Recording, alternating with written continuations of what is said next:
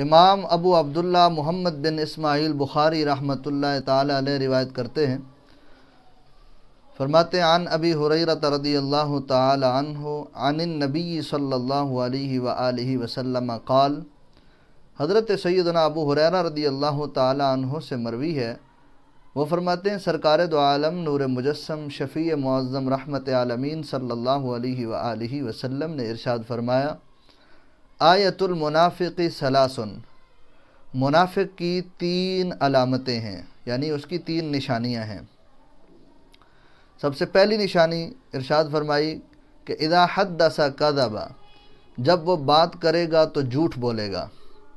دوسری نشانی ارشاد فرمائی کہ وَإِذَا وعد اخلف، جب وہ کسی سے وعدہ کرے گا تو وعدے کی خلاف ورزی کرے گا۔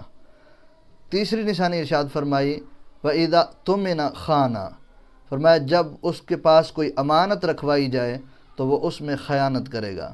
حضرات گرامی، اگر آج ہم اپنی زندگیوں پر غور کریں، اپنے حالات پر غور کریں، اپنے معاملات پر غور کریں، کیا یہ تینوں خصلتیں ہمارے اندر تو نہیں پائی جاتی؟ اس میں پہلی جو بری خصلت کو، پہلی بری عادت کو، بری نشانی کو جو حضور صلی اللہ علیہ وآلہ وسلم نے ذکر فرمایا کہ اس کی پہلی نشانی یہ ہے کہ جب وہ بات کرے گا تو جھوٹ بولے گا۔ اس جھوٹ نے بڑے بڑے معاشروں کو تباہ کر دیا ہے۔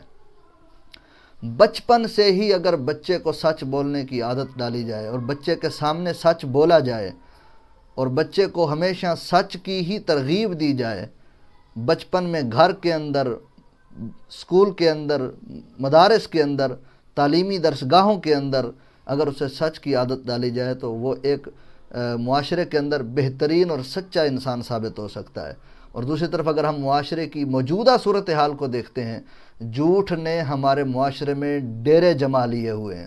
بازاروں کے اندر جھوٹ ہے، کاروباری معاملات میں جھوٹ ہے، مذہبی لوگ جھوٹ بولتے ہیں، سیاسی لوگ جھوٹ بولتے ہیں، سماجی لوگ جھوٹ بولتے ہیں، بڑے بڑے قد آور لوگ اور اپنے آپ کو بہت بڑا سمجھنے والے لوگ، ہر لحاظ سے، خاندانی لحاظ سے لوگ جھوٹ بولتے ہیں، اور ان کے جھوٹ کی وجہ سے معاشرے کے اندر ایک بد امنی ہے، بے سکونی ہے، اور یہ منافقین کی نشانی ہے۔ اللہ رسول کو ناپسند ہے یہ معاملہ، ٹھیک ہے؟ اور قرآن پاک میں لعنت اللہ علی الکاذبین، جھوٹ بولنے والے پر اللہ کی لعنت ہے۔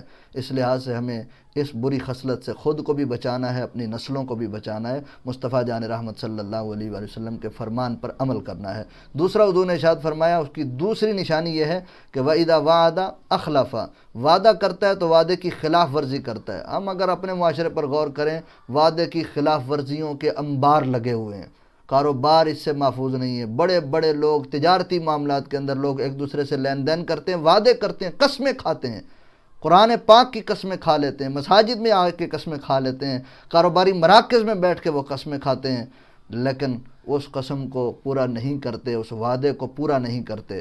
سرکار دو عالم صلی اللہ علیہ وآلہ وسلم جیسا سچا کوئی نہیں، حضور جیسا وعدے کا وفادار کوئی نہیں۔ ایک شخص حضور کو وعدہ کر کے گیا کہ آپ یہاں ٹھہریں، میں ابھی آیا، 3 دن گزر جانے کے بعد شخص جب واپس لوٹا تو حضور کو وہیں پایا۔ آقا کریم علیہ الصلوۃ والسلام وعدے کے اتنے وفادار تھے۔ اور تیسری خصلت حضور نے فرمایا کہ اس کی تیسری خصلت یہ ہے کہ جب اس کے پاس کوئی امانت رکھوائی جائے وَإِذَا اؤْتُمِنَ خَانَ، اس میں خیانت کرتا ہے۔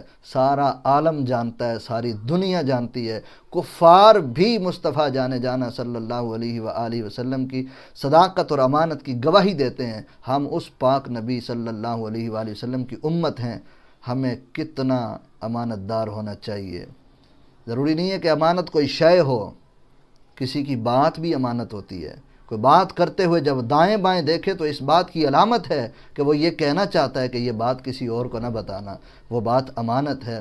تو ہر لحاظ سے ہمیں بات کی کوئی لحاظ ہو تو اس کی بھی امانت رکھنی چاہیے، یا اگر کوئی کسی کا لین دین کا کوئی معاملہ ہو تو اس میں بھی ہمیں امانت دار ہونا چاہیے۔ اللہ کریم جل وعلا ان 3 بری خصلتوں سے ہمیں، ہماری نسلوں کو اور ہمارے معاشرے کو محفوظ و مامون فرمائے۔ وآخر دعوانا الحمدللہ رب العالمین۔